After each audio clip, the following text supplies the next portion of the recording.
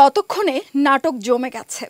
ভারতের ক্রিকেটারদের উদযাপন, ম্যাচ হারের যন্ত্রণা, পিসিবি প্রধানের হাত থেকে ট্রফি নিতে অস্বীকৃতি জানানো এবং হাত না মেলানো, সবকিছুই সালমান আলী আগার ওপর প্রভাব ফেলেছে। কাণ্ডটিও ঘটিয়ে বসেন পুরস্কার বিতরণীর মঞ্চে। দুবাইয়ে ভারতের কাছে হারের পর রানার আপ মেডেল নেন সবাই।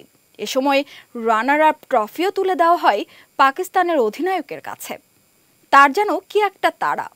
বাংলাদেশ ক্রিকেট বোর্ডের প্রধান আমিনুল ইসলাম বুলবুলের কাছ থেকে ট্রফি নিয়েই পোডিয়াম থেকে নেমে যাচ্ছিলেন। তাকে ডেকে এনে পুরস্কারের চেক ধরিয়ে দেওয়া হয়, যার মূল্য ৭৫,০০০ মার্কিন ডলার, বাংলাদেশি মুদ্রায় প্রায় কোটি টাকা।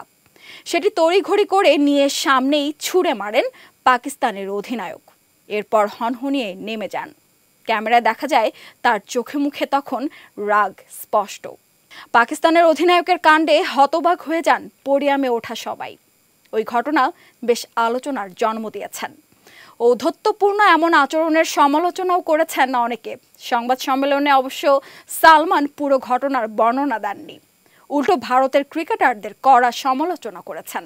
সূর্যদের প্রতি ক্ষোভ জানিয়ে সালমান বলেছেন, ম্যাচ হেরে সাংবাদিক সম্মেলনে এসে সালমান বলেন, ভারত আমাদের সঙ্গে হাত মেলায়নি, মোহসেন নাকভির থেকে ট্রফি নেয়নি।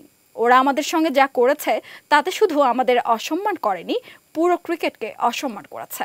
এগুলো দেখে বাকি দলগুলো যদি এসব করতে শুরু করে, কোথায় শেষ হবে এসব? আর সংবাদ পেতে চোখ রাখুন প্রতিদিনের বাংলাদেশের ওয়েবসাইট, ফেসবুক পেজ ও ইউটিউব চ্যানেলে। এতক্ষণ সঙ্গে থাকার জন্য ধন্যবাদ।